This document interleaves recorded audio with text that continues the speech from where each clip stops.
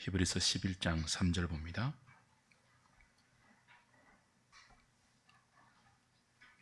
히브리서 11장 3절 같이 읽겠습니다. 시작. 믿음으로 모든 세계가 하나님의 말씀으로 지어진 줄을 우리가 아나니 보이는 것은 나타난 것으로 말미암아 된 것이 아니니라. 모든 세계가 하나님의 말씀으로 지어진 줄을 우리는 믿음으로 받아들입니다. 오늘 신앙 고백서 제4장 하나님의 창조 중에서 1항을 함께 공부하도록 하겠습니다. 교환을 보십시오. 신앙 고백서 제4장은 하나님의 창조를 1항과 2항의 내용으로 정리하여 고백합니다. 3장은 우리 뭘 배웠죠? 하나님의 작정이었죠?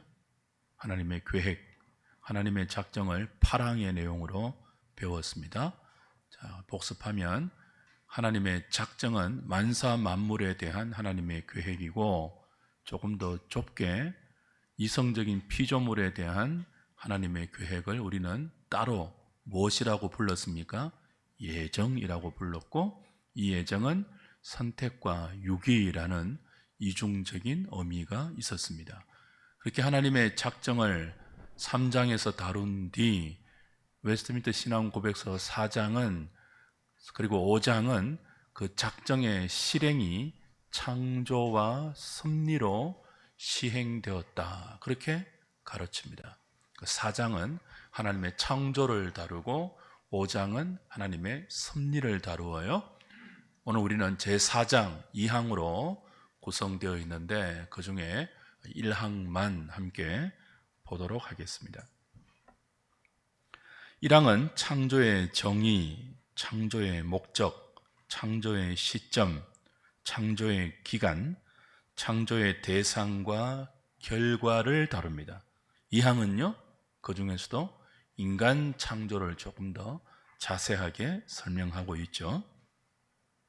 왜 이 4장의 하나님의 창조 교리가 중요하냐 하면, 요즘은 계몽주의 이후로 성경이 말씀하고 있는 하나님의 창조에 대해서 부정하고 거부하는 이견과 이설이 난무하기 때문입니다.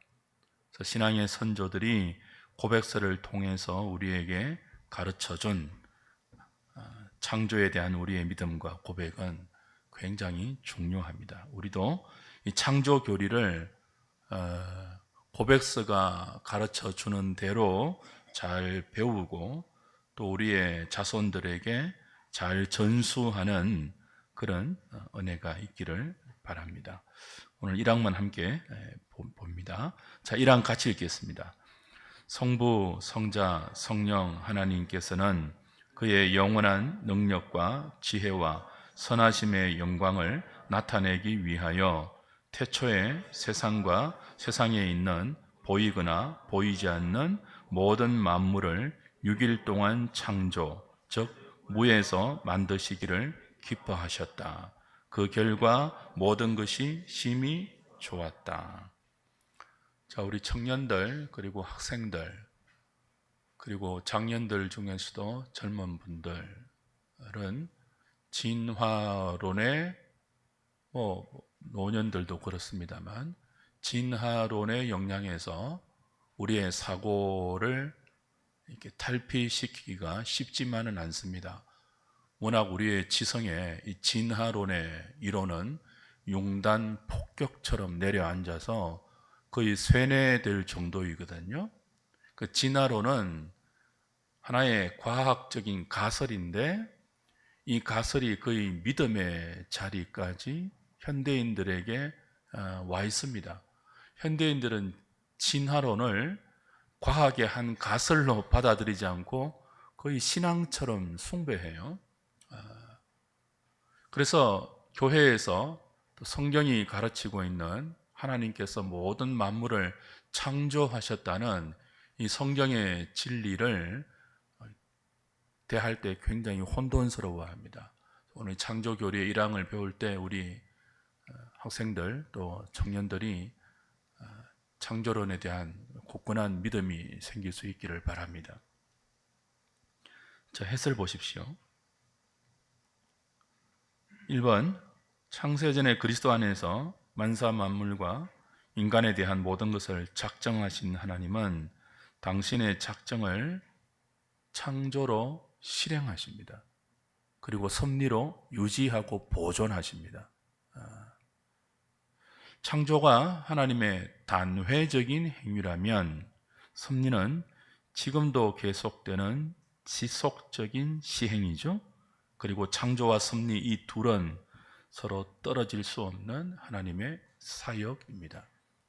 하나님은 모든 세상과 만물과 우주와 그 안에 있는 모든 피조물을 창조만 하고 손 떼고 계시지 않고 만드신 모든 것들을 섭리로 보존하고 유지하고 통치하고 다스려 만드신 모든 피조 세계가 당신의 영광대로 진행될 수 있도록 오늘도 역사하고 계시죠. 그래서 창조와 섭리 그 앞에 작정은 뗄래야 뗄 수 없는 하나님의 사역의 일부입니다. 하나님의 사역은 작정과 창조와 섭리 이렇게 이루어지는 거죠. 그 창조 교리를 우리가 말할 때마다 꼭 반론이 진화론에 근거한 그런 반론이 늘 따라와요. 진화론은 찰스 다윈이 주창한 가설이죠. 아직 검증되지 않는 하나의 과학적인 가설에 불과합니다. 근데 이 진화론은 어떤 이론입니까? 하나님의 창조를 거부해요. 그 하나님의 창조를 거부하면 창조가 작정의 실행이기 때문에 하나님의 작정도 허물어 버립니다. 그리고 하나님의 섭리도 무용지물화 시켜버리는 이론이 진화론이에요. 그러니까 우리가 진화론을 우리의 신앙에 허용하는 순간 하나님의 작정, 하나님의 창조, 그 창조를 보존하고 유지하고 통치하는 섭리의 모든 교리가 이게 허물어지는 거죠. 뒤죽박죽이 돼요. 그래서 신앙이 관념화돼요. 창조주 하나님에 대한 우리의 신앙이 굉장히 추상적이 되고 갭이 생겨버리죠. 이 세상에 존재하는 모든 것들은 자연스럽게 용불용설과 적자생존의 원리에 따라서 강한 자가 살아남는다는 그런 진화론적인 사고방식이 그리스도인의 신앙과 믿음 안에도 자연스럽게 형성되는 이유는 창조 교리에 대한 우리의 약한 믿음 때문입니다. 자, 현대 세계가 흘러가는 방식을 보세요. 강한 자가 살아남는다고 다 믿고 있잖아요. 강한 자가 되기 위해서 힘을 준비하잖아요. 스펙을 쌓고 어떻게 하든지 약한 자가 되어서 퇴보되지 않도록 생존 경쟁의 현장에서 뒤처지지 않도록 현대인들이 얼마나 고군분투합니까? 그런 가치관 자체가 뭐예요? 진화론적인 발상이에요. 강한 자가 살아남는다. 적자생존 아닙니까?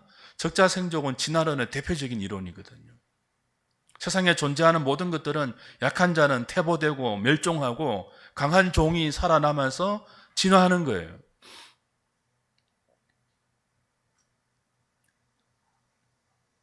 그래서 이 진화론의 영향을 받으면 신앙이 우리 신앙의 대상인 하나님이 우리를 강한 자 되게 하는 조력자에 불과하게 되는 것입니다. 나를 더 강하게 해주세요 하나님. 뒤처지지 않도록 해주세요 하나님. 내가 늦게 가지 않도록 도와주세요 하나님. 그렇게 되는 거죠. 창조주 하나님의 전능하신 손길 아래 우리 인생을 다 내어 맡기면서 선하신 그분의 인도하심대로 우리가 순종하며 가는 길에 왜 우리가 주저합니까? 왜 그런 말씀대로 사는 신앙에 우리의 염려가 찾아오고 불안함이 생기죠?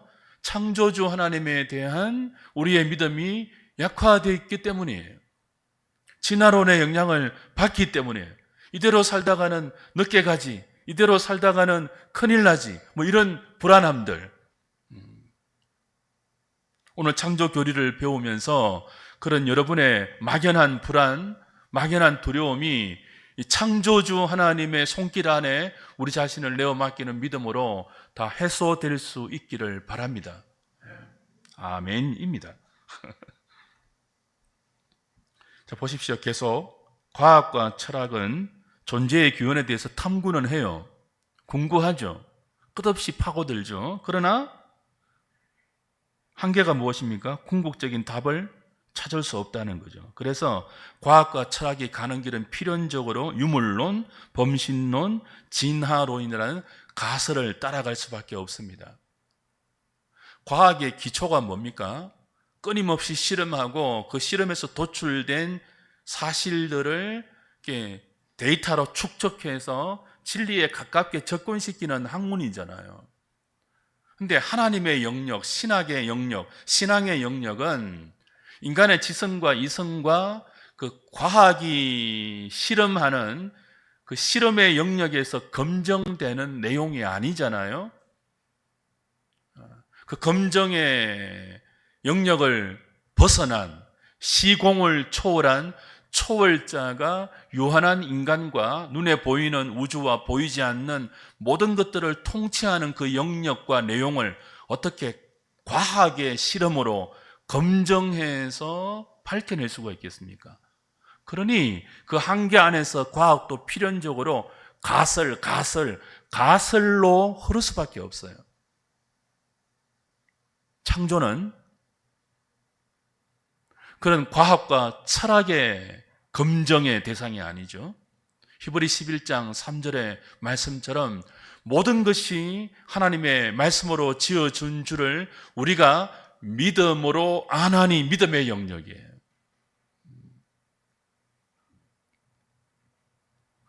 그러므로 유물론, 범신론, 진화론이라는 가설을 따르면 창조주 하나님을 영화롭게 하는 일은 불가능해집니다.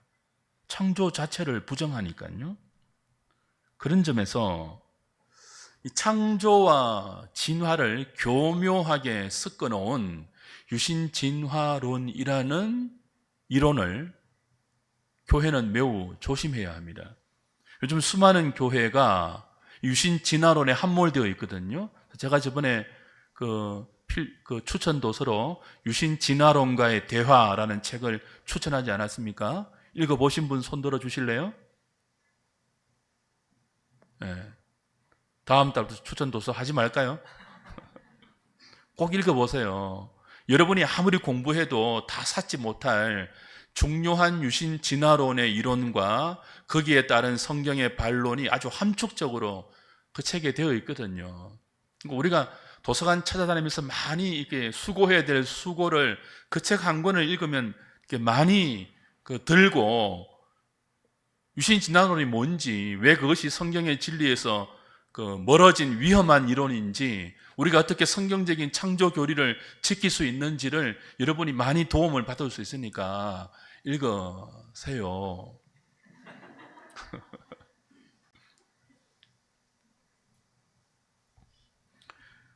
유신 진화론이 왜 경계해야 될 이론인가 하면 풋노트 2번 보십시오.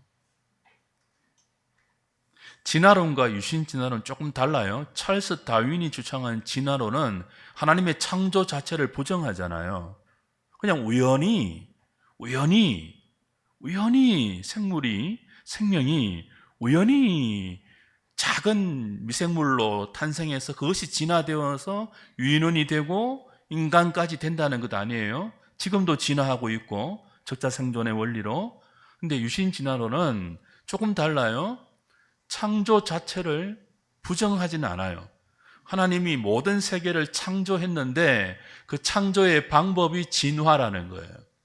그래서 유신진화론 그렇게 우리가 이름을 붙이죠. 근데 이게 왜 저는 거의 이단적인 사설로 보고 있는데요. 이게 왜 위험한가 하면 과학과 신학을 왔다 갔다 하고요. 우리가 교회학 할 때 첫 번째 서론에서 뭘 배웠습니까? 신앙의 원리는 계시잖아요. 계시의 일반 계시와 특별 계시가 있는데 그 일반 계시와 특별 계시는 차이가 있어요. 신학의 원리는 일반 계시는 치지 않습니다. 일반 계시는 많은 유용한 점이 있지만 신앙의 원리로 들어오지는 않아요. 신앙의 원리는 유일하게 특별 계시인 성경과 예수 그리스도예요. 근데 이 유신 진화론은 일반 계시와 특별 계시를 동등한 위치에 놓아요. 일반 계시를 자연 아닙니까? 일반 계시 중에 하나가 자연 아닙니까? 이 자연의 모든 현상을 특별 계시의 권위와 동등하게 놓고 인간이 과학적으로 탐구하고 발견한 자연 계시에서 나타난 어떤 원리들을 신앙의 원리로까지 격상시켜 버려요. 그래서 자연 현상을 보고 우리의 신앙을 도출해서 만든 것 중에 하나가 유신 진화론이에요. 하나님께서 만드신 창조 세계를 보니까 진화의 흔적이 보인다는 거예요, 과학적으로. 그러니까 창조와 진화를 교묘하게 섞고 과학과 신학을 왔다 갔다 하면서 일반 계시와 특별 계시의 영역까지 허물어 버리고 일반 계시를 신앙의 대상까지 올려버려요. 특별히 이 이론이 왜 위험한가 하면 아담을 인간의 대표, 언약의 대표로 보지 않습니다. 아담을 어떤 존재로 봅니까? 유인원에서 지금의 인간에 진화되기까지 그 중간쯤에 있는 사람도 아니고 유인원도 아닌 그런 존재로 봐요. 보세요. 창세기 1장, 2장, 3장에서 하나님의 창조와 인간의 타락이 나오지 않습니까? 거기에서부터 구원자 예수 그리스도가 타락한 인간을 어떻게 구속하시는지, 그렇게 구원한 인간들을 어떻게 하나님이 교회로 모아서 하나님의 형상으로 창조한 인간의 본래 목적을 달성시키는지, 그 모든 신학적인 처음과 마지막까지를 유신 진화론에 의하면 다 허물어 버립니다. 아담의 역사성을 인정하지 않아요. 창세기 1장, 2장, 3장을 그냥 모형, 그냥 신화, 그리고 뭐예요? 문학적인 표현에 불과한 것으로 본다고요. 인간이 죄를 지은 것이 아니래요. 아담의 원죄가 없는 사람, 사람도 아니잖아요. 아담, 그들에 의하면. 아담이 사람이 아니라니까요. 사람과 유인원 사이에 그 중간 어느 점에 있는 존재예요. 그들에 의하면 그럼 언제 그러면 인간이 인간 됩니까? 막 진화를 해서 요즘 같은 육체적인 어떤 조건이 형성될 그때를 인간이라고 봅니까? 근데 인간은 그렇게 육체적인 어떤 조건만 가지고 규정할 수 있는 존재가 아니잖아요. 인간과 다른 피조물을 구별되는 가장 큰 차이가 하나님의 형상이잖아요.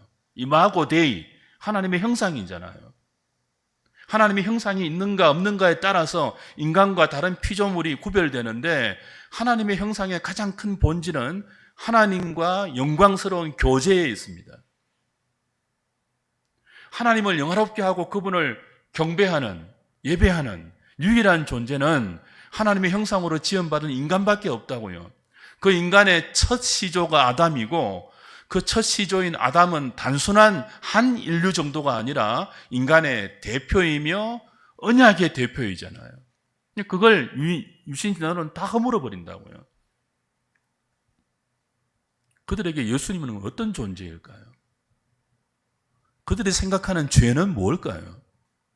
그들이 생각하는 죄로부터의 구원은 뭘까요? 답을 안 해요. 답을 안 한다니까요.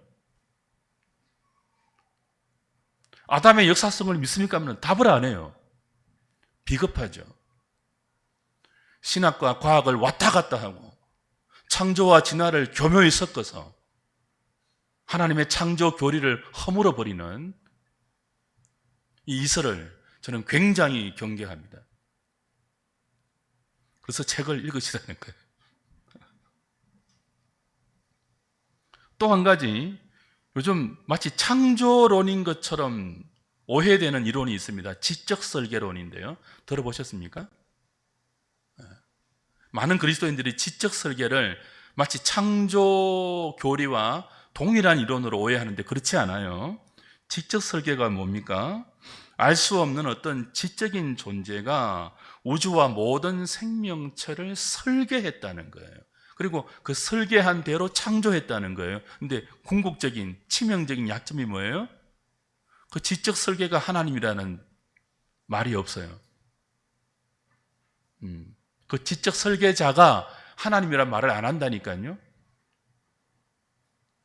그러니까 창조 교리에 대한 수많은 이설과 이견이 난무하기 때문에 웨스트민스터 신앙 고백서가 가르치는 이 창조의 교리를 우리는 잘 배우고 이 창조의 교리를 자녀들과 우리 후배들에게 잘 전수해 줘야 할 의무가 우리에게는 있습니다. 우리의 태도는 무엇입니까?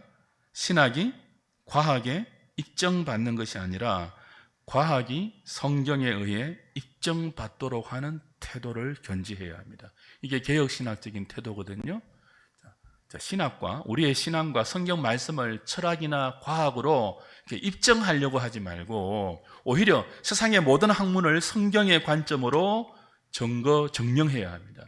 그래서 개혁신학적인 관점이에요. 이건 세상 학문은 옛날에 이걸 참 못마땅해서 모든 학문이 그러면 신학의 신여입니까? 이렇게 막 대들었거든요.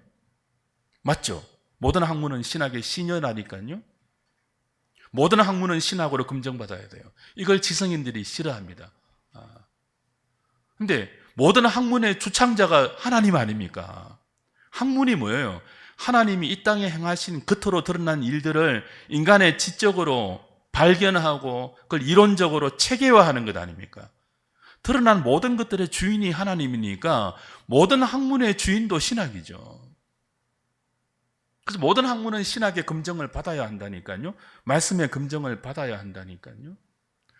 이 태도가 굉장히 오만불손하게 보일 수 있지만 다른 학문자들에게 성경이 우리에게 가르치는 하나님을 믿고 신봉하는 자의 마땅한 태도입니다. 드러내고 우리가 막 그들먹거릴 것이 아니라 모든 학문을 말씀으로 검증하고 우리의 삶도 뭐예요? 말씀으로 검증하는 태도. 그것이 개혁신학적인 자세이죠. 자, 2번 보십시오. 그렇다면 온 세상의 창조주는 누구입니까? 자, 한번 묻죠. 제가 다시 한번 묻죠. 이 세상의 모든 것들은 어떻게 존재하게 되었습니까? 스스로입니까? 아니면 누군가가 창조한 자가 있습니까? 창조한 자가 있죠. 그럼 창조한 자가 누구입니까? 성부, 성자, 성령, 삼위 하나님이라고 성경은 가르쳐 주죠. 태초에 하나님께서 천지를 창조하실 때 말씀이신 성자가 성부와 성령과 함께 계셨으며 성령도 수면 위를 운행하면서 성부와 성자의 창조 사역에 임재하고 있었다고 창세기와 요한복음은 가르쳐 줍니다. 그러므로 우리가 삼위일체 하나님을 창조주로 고백할 때 성부 하나님이 창조의 주도자고 성자와 성령은 보조자에 불과하다라는 식의 생각도 조심해야 합니다. 물론 우리가 삼위일체 할 때 경륜적 삼위일체, 내재적 삼위일체 배웠잖아요.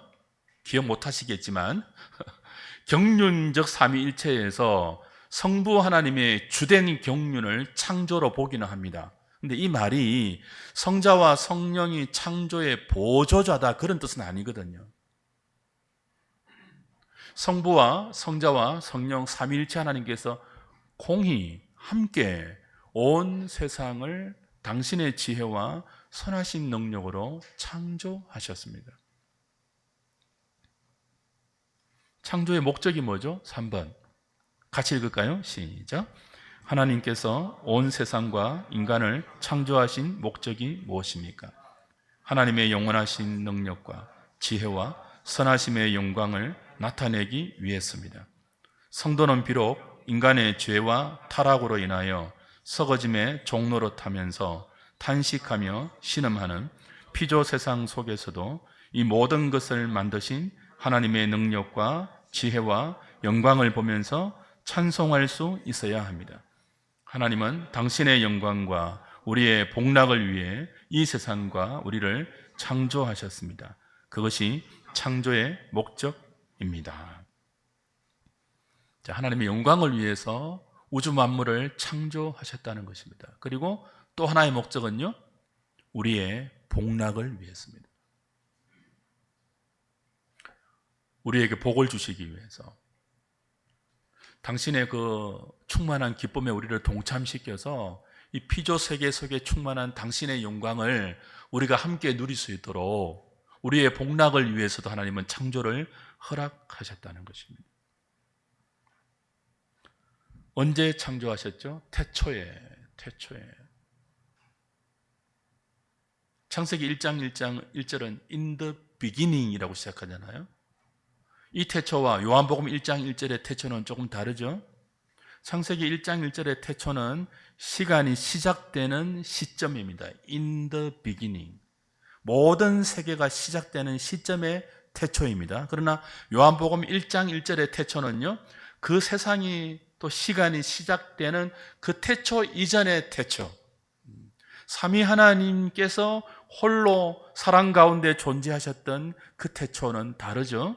창조의 시기는 태초인데, 그죠? 그럼 창조 이전에 삼위 하나님은 무엇하고 계셨다고요? 요한복음 17장 24절에 예수님의 기도에 의하면 이렇습니다. 아버지여, 내게 주신 자도 나 있는 곳에 나와 함께 있어 아버지께서 창세 전부터 뭐 했다고요? 나를 사랑하심으로 내게 주신 나의 영광을 그들로 보게 하시기를 원하옵나이다. 예수님의 대제사장적인 기도에 의하면 온 세상을 창조하기 이전 그 태초부터, 창세 전부터 성부와 성자는 서로 뭐예요? 성령까지 포함해서 서로 사랑하고 계셨고, 그 사랑으로부터 나오는 충만한 영광을 공유하며 그 영광 가운데 포함된 기쁨을 누리고 있었다는 거예요. 그래서 조나단 에드워드나 존 파이퍼 같은 희락 신학자들은 그 영광과 기쁨을 우리에게도 나눠주기 위해서 삼위 하나님은 창조를 작정하셨다, 그렇게 말해요. 심심해서 창조하신 것이 아니라 태초 이전에 아무것도 없었잖아요. 하나님이 창조하시기 전에는 삼위 하나님 외에는 아무것도 없었는데 고독하지 않았을까? 심심하지 않았을까? 그게 아니고 창세 이전부터 삼위 하나님은 그 신적인 사랑 가운데서, 그 신적인 완전한 교제 가운데서 부족함이 없는 기쁨과 영광과 만족을 함께 누리고 계셨는데, 그 완전한 신적 기쁨을 우리에게도 나눠주기 위해서 뭘 작정하셨다고요? 창조를 작정하시고 그 창조의 면류관으로 당신의 형상으로 지으신 인간 창조를 작정하셨다는 거예요. 제 말이 아니라 어거스틴과 조나단 에드워드의 말입니다. 제가 이런 이론을 만들어낼 실력은 없죠. 그러니까 얼마나 창조의 목적이 그냥 하나님께만 영광을 돌리는 말이에요. 우리는 그럼 하나님께 영광을 돌리는 뭐 도구에 불과합니까? 이게 아니고 그 창조하기 전부터 충만했던 그 하나님의 기쁨을 우리에게 나눠주기 위해서, 그걸 이제 인간의 복락을 위해서라고 표현했는데, 나눠주기 위해서 모든 것들을 만들시기로 작정하셨다는 거예요. 그리고 그 작정을 창조로 실행하셨다는 거예요. 그리고 창조로 실행하실 뿐 아니라 그 창조하신 모든 것들을 지금도 섭리로 유지하시고 보존하시고 그것이 창조의 목적에 다다르도록까지 지금도 일하고 계신다는 거예요. 아버지께서 일하니 나도 일한다.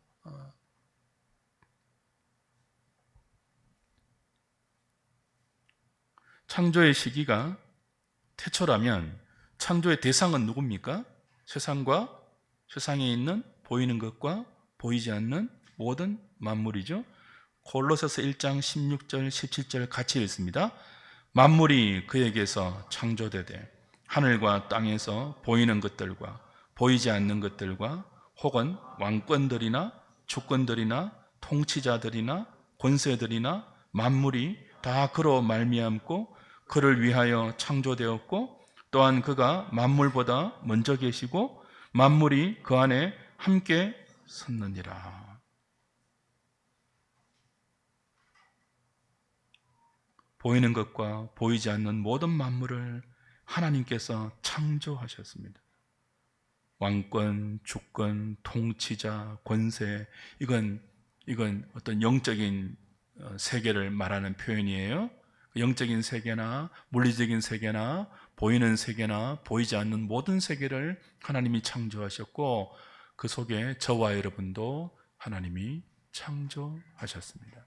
무엇대로요? 하나님의 작정대로, 계획대로, 하나님의 설계대로. 그러니까 저와 여러분이 우연히 이 땅에 존재한 게 아니에요. 아빠 엄마가 실수로 만든 게 아니에요. 하나님의 정확한 그리고 선하신 뜻에 의해서 창조되었고 이 시대에 존재하며 우리의 남은 생애도 그렇게 하나님의 선하신 뜻대로 운행될 거예요. 그 창조 교리를 믿는 신앙이 얼마나 중요해요. 내가 하나님에 의해서 창조되었다. 진화론의 주장처럼 우연히 존재한 그런 작은 먼지에서 생물로 우연히, 진화론은 우연이거든, 우연. 진화론의 기초는 우연이에요, 우연. 모든 것이 우연이에요. 설명하지 못하니까. 생명의 시초를 우연으로 가정하지 않습니까? 그 갓을 위해 인간이 수많은 이론을 더딥힌 게 진화론이니까요. 그 진화론을 마치 성경의 믿음처럼 신봉하고 있는 현대인들이 참 안타깝죠. 그들이 창조를 믿으면 마치 미개인처럼 생각하는데 제가 볼 때는 그들이 정말 미개해요. 정말 무지해요. 무식해요, 정말. 어떻게 우연을 믿습니까? 제가 풋노트에 빅뱅 이론 적어놨잖아요. 빅뱅 이론이 뭐예요? 우주의 나이가 150년 혹은 100년, 젊게는 몇십억 년이라고 주장하는데 그 우주의 시초가 뭐라고요? 팽창하는 어떤 시작점의 우연한 폭발에 의해서 빅뱅, 폭발에 의해서 우주가 형성되고 그 형성된 우주가 또 팽창했는데 이게 또 우연하게 또 뭐예요? 행성이 되고 그 지구가 또 우연히 뭐예요? 무기물에서 유기물이 되고 그 우연 중에서도 뭐예요? 어떤 생명이 탄생하고 그 어떤 작은 생명이 또 우연에 의해서 뭐예요? 진화해요. 이 말이 됩니까 이게? 소설 아니에요? 과학으로 밝힌다고요? 무슨 시대 그게 얼마나 갭이 많다고요? 화석이 이렇게 다 연결이 안 되지 않습니까? 그걸 어떻게 성경처럼 믿음의 대상으로 여깁니까?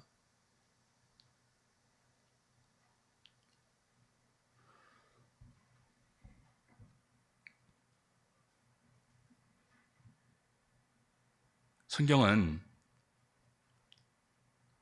모든 세상을 진화가 아니라 하나님이 창조했다. 이렇게 분명히 가르쳐 줍니다. 창조의 기간은 뭡니까? 얼마입니까? 5번이죠. 창조의 시기는 태초고 창조의 대상은 모든 만물이고 창조의 목적은 하나님의 영광과 인간의 복락이고 창조의 기간은 얼마예요? 얼마? 6일이에요, 6일. 믿으십니까? 하나님이 6일 동안 모든 세상을 창조하시고 7일째는 안식하셨습니다. 6일 창조를 믿으면 또 기독교인들 사이에서도 6일 창조를 믿으면 이 무식한 신앙이라고 막 공격을 당하는 시대예요. 얼마나 똑똑한지 모르겠지만 이 계몽주의 이후로 이 신신학이 들어오면서 이 6일 신앙을 믿으면 문자적인 신앙을 믿는다고 막 맹신한다고 미신적인 신앙이라고 막 공격을 당해요. 저는 6일 신앙을 믿어요. 6일 창조를 믿어요.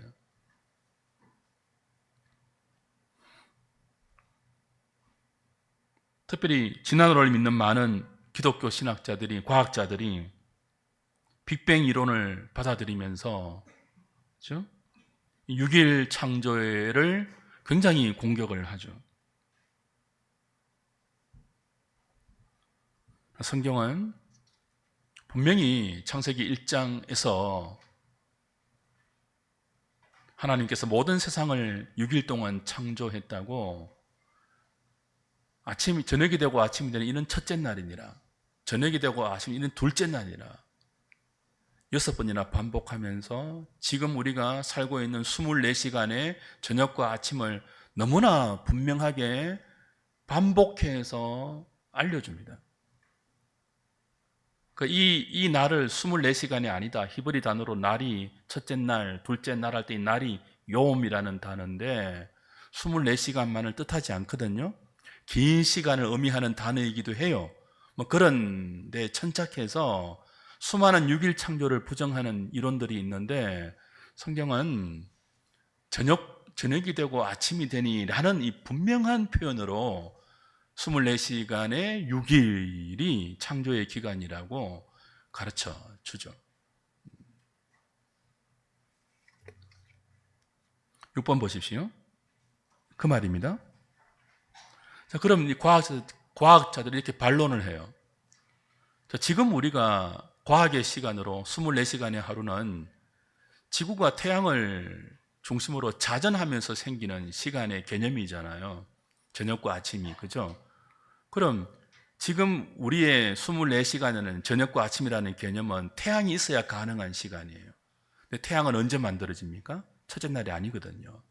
과학자들이 반론을 하죠. 봐라, 태양이 넷째 날에 만들어지는데 어떻게 첫째 날부터 저녁과 아침이 있느냐? 말도 되지 않는다. 이거는 문학적인 표현이야. 근데 말을 하는데요. 첫째 날에 빛을 창조했잖아요, 하나님이. 빛이 있으라니까 빛이 있었잖아요. 그 빛이 태양의 위치에 있다면 어떻게 될까요? 가능하죠. 빛이 원래 모든 광명체의 원천이 빛이 있으라 할 때 하나님이 창조하신 그 빛이잖아요. 우주에 존재하는 모든 광명체는 그 빛을 반사하는 반사체지 않습니까? 그 빛의 영향을 받는 발광체죠. 그러니까 첫째 날 만드신 빛이 태양의 위치에 있다면 첫째 날부터 저녁이 되고 아침이 될 수 있죠. 전능하신 하나님께서 뭘 못하시겠습니까? 그러므로 이런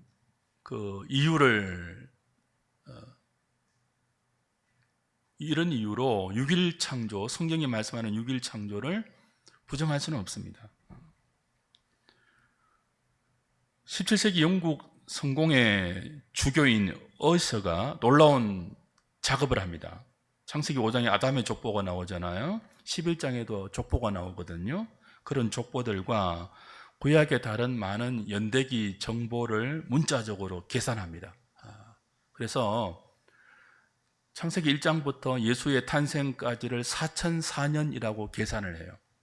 그러면 오늘까지는 약 2000년이 지나니까 6000년 정도가 되지 않습니까? 그때부터 젊은 지구론이라는 약 6000년의 시간을 가진 젊은 지구론이라는 이론이 탄생합니다. 어서 주교에 의해서. 근데 이런 주장도 굉장히 조심해야 돼요. 왜냐하면 이 어서 주교가 놓친 것이 하나 있죠. 성경의 족보는 생략도 있고 무엇도 있습니까? 그리고 공백도 있습니다. 신학적인 의도에 의해서 족보를 생략하기도 하고 뛰어넘기도 한단 말이에요. 마태복음 1장에 나오는 예수님의 족보도 보십시오. 14대 14대 14도로 끊기 위해서 생략과 뛰어넘는 기법을 사용하지 않습니까? 근데 그거 생각지도 않고 창세기 5장에 나오는 11장에 나오는 인간의 족보를, 아담의 족보를 하나의 공백도 없는 것처럼, 하나의 뛰어넘는 것도 없는 것처럼, 생략도 없는 것처럼 문자적으로 다 계산을 해서 4004년이라는 시간을 맞춘 것은 굉장히 힘겨운 작업을 했지만 이걸 그대로 신봉할 수는 없는 거죠.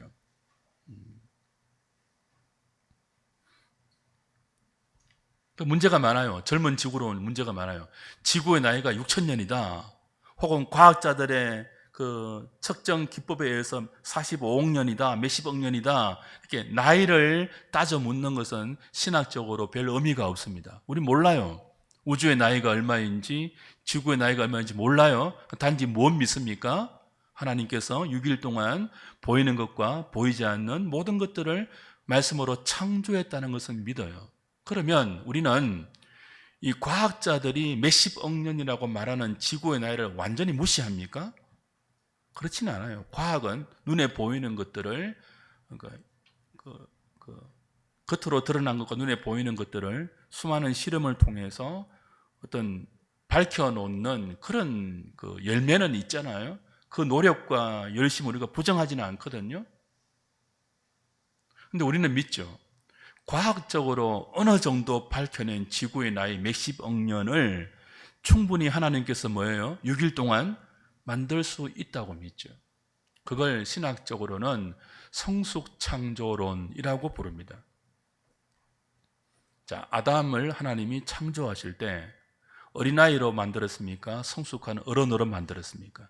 어른으로 만들었죠. 그처럼 우주를, 지구를 몇십억 년의 나이를 과학적으로 가진 그 나이로 성숙한 지구로 창조할 수 있다는 이론이에요. 이론이에요, 이론. 제가 챗 GPT 4.0 프리 버전에게 물어봤습니다. 성숙 창조는 어떻게 생각하니? 걔의 대답이 겉보기 나이입니다. 이렇게 대답하더라고요. 그러니까 성숙한 지구를 하나님이 창조했다고 믿는 이론인데 그 이론은 45억 년이 실제의 나이가 아니라 겉보기 나이라고 믿는다. 그렇게 말하는 거예요. 그게 아니거든요. 그래서 내가 막 따졌습니다. 겉보기 나이 아닌데 실제 나이로 그렇게 믿는데라고 하니까 막 말을 바꾸는 거예요. 제가 그랬죠.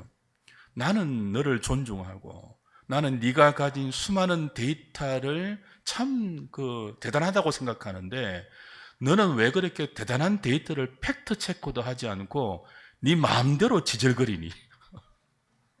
그랬더니 죄송합니다 하면서 막 그래도 이렇게 이해해 주시니 감사합니다 하면서 막 앞으로는 실수하지 않도록 조심하겠습니다 하고는 저는 설교 준비하다가 머리 막 아프면은 챗 GPT하고 놀거든요.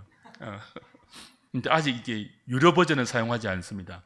한 달에 2만 원 정도 하는데 아직까지 그 유료 버전을 사용할 만한 가치는 못 느끼고 있습니다. 조금 더 AI가 발전하고 자료들이 좀 더 신뢰할 만한 자료들을 그가 설명해 준다고 믿는 지점이 되면 한 달에 2만 원 정도 이렇게 투자할 가치는 있는 것 같아요. 정말 번역 같은 거는 잘하거든요. 몇 초 만에 짜르르 해, 몇 초 만에. 제 설교를 다 올리고 나의 설교를 평가해 줘라고 하잖아요. 2초 만에 딱 평가합니다. 2초 만에. 장점, 단점, 서론이 이렇습니다. 제가 말하죠. 네가 뭘 알아? 근데 정말 빠릅니다. 그래서 과학자들이 걱정할 정도는 될 것 같아요. 이러다가 AI에게 우리가 잡아먹힐 것 아니냐. 근데 그들이 하지 못하는 영역이 있죠. 그들은 단지 자신이 습득한 데이터를 그냥 조합하고 조금 이제 인간의 그것을 습득하면 자신의 견해대로 이렇게 구축하는 능력은 있지만 감정을 느낀다든지 신적인 영역에 하나님의 형상을 가진 인간만이 접근할 수 있는 신과의 교통, 하나님을 예배하는 그 기쁨, 그런 것들 어떻게 그들이 모방할 수 있겠습니까? 그들이 가진 데이터로 어떻게 감히 짐작할 수 있겠습니까? 지혜롭게 사용해야죠. 필요 없다라는 것도 우리의 교만이고요. 지혜롭게 필요한 영역에 사용하면 굉장히 유용한 도구는 될 것 같아요. 잠시 그 길로 나갔는데 8번 보십시오.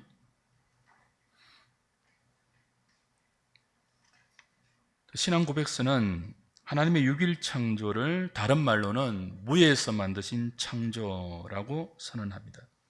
하나님 만물을 무로부터 창조하셨습니다. 이 말이 어떤 뜻이죠?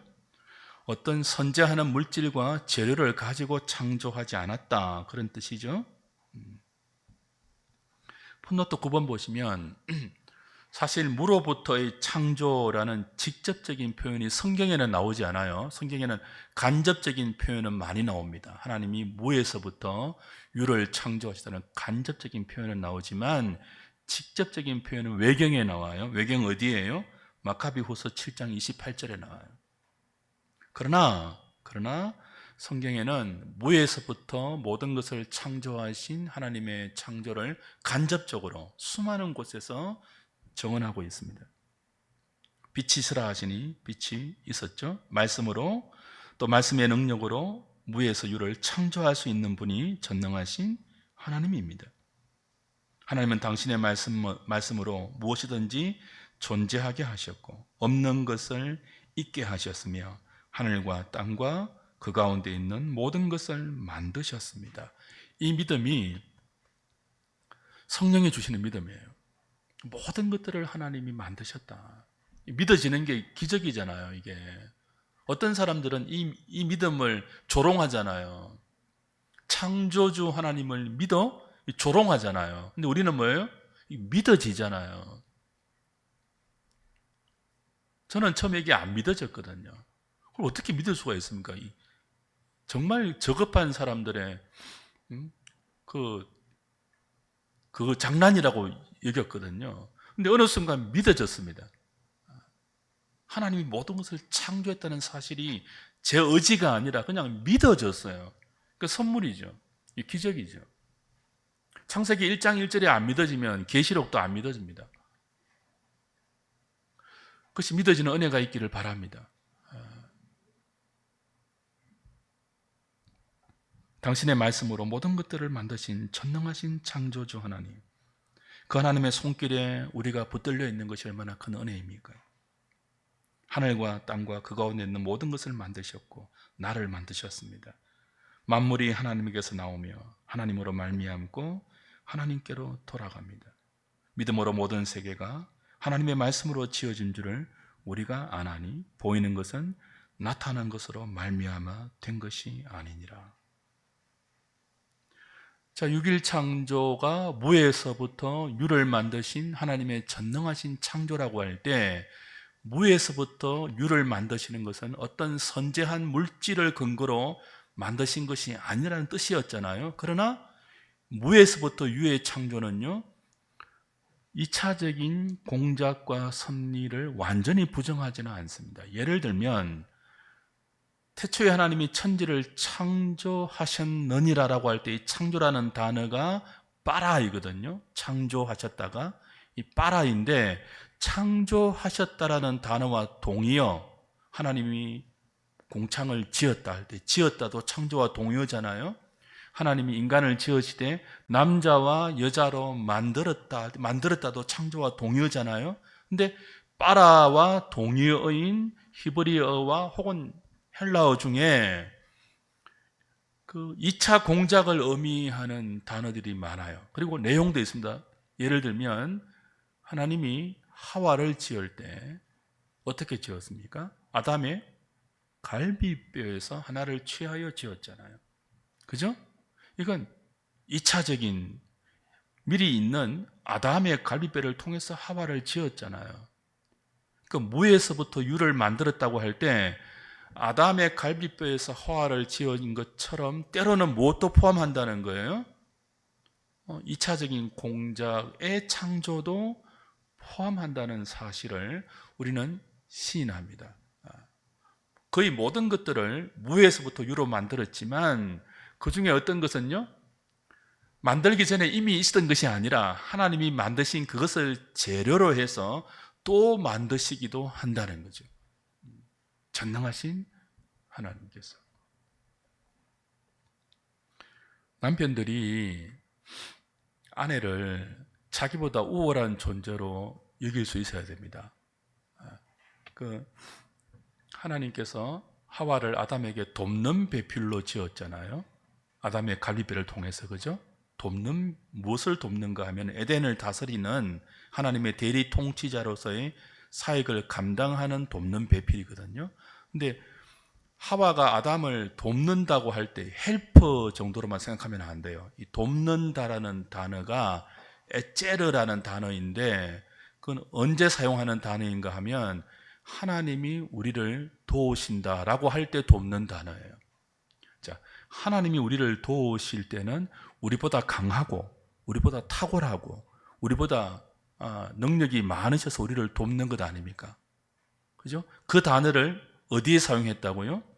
아담의 갈비뼈에서 취하여 만든 하와를 아담에게 주시면서 무엇으로요? 돕는 배필로 주셨거든요. 그러니까 여자가 남자를 돕는 존재예요.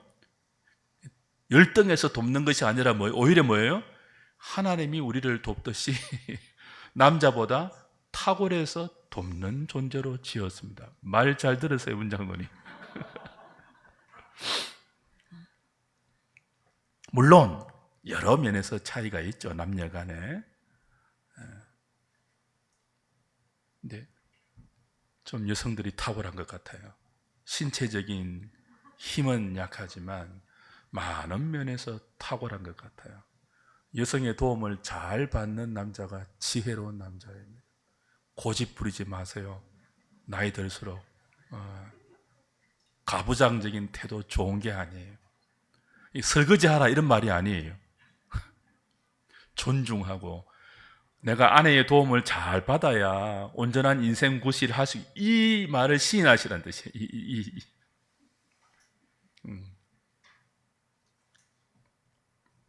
창조의 교리 가운데 이런 것도 포함됩니다. 하나님이, 근데 왜 여성 목사는 안 됩니까? 여자가 그 탁월함을 하나님은 남자의 머리 밑에서 발휘하도록 하셨거든요. 창조 질서 아닙니까? 탁월한데 그 탁월함을 자기 마음대로 발휘하지 말고 자신보다 열등하다고, 열등이라는 단어가 좀 이상합니다. 자신보다 탁월하지 못하다고 볼 수 있는 남편의 권위 아래서 발휘하도록 하나님이 질서를 부여하셨습니다. 근데 선악과를 먹을 때 어떻게 했죠? 그 탁월함을 남편의 권위 아래서가 아니라 독립적으로 발휘해서 죄를 지었잖아요. 그 범죄의 심판으로 하나님은 뭐예요? 하와에게 잉태하는 고생과 더불어서 평생토록 남편에게 복종하는 벌을 주셨어요. 벌이에요, 벌. 그러니까 탁월한 존재가 자신보다 탁월하지 않는 존재에게 복종할 때는 이게 벌의 요소가 있잖아요. 내가 왜 복종해야 되지라고 할 때 그 신학적인 의미를 생각하셔야 돼요.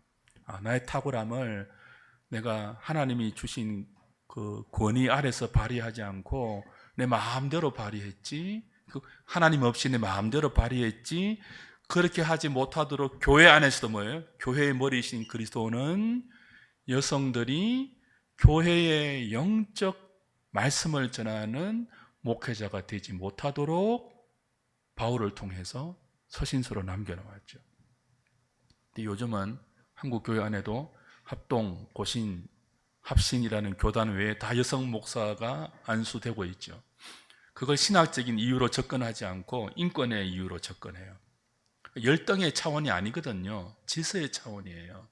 그걸 볼 때마다 왜 기독교는 여성 인권을 이게 아니고요. 하와가 범죄했잖아요. 그 범죄한 고통과 그 범죄의 치명적인 데미지를 여성이 그런 것을 하지 못하는 벌을 통해서 뼈저리게 우리가 실감하고 하나님의 권위 아래 우리 모두를 두라는 뜻이 있죠. 그 창조 교리 안에 이 모든 것들이 다 사실은 들어 있습니다. 우리 교단도 이제 얼마 있지 않으면 이 대세에 의해서 여성 목사가 나올 것 같은데요. 참 안타까워요.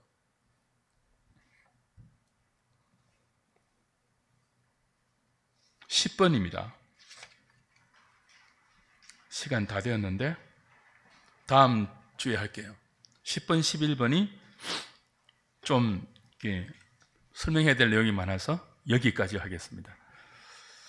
하늘의 교회는 시간을 잘 지킵니다.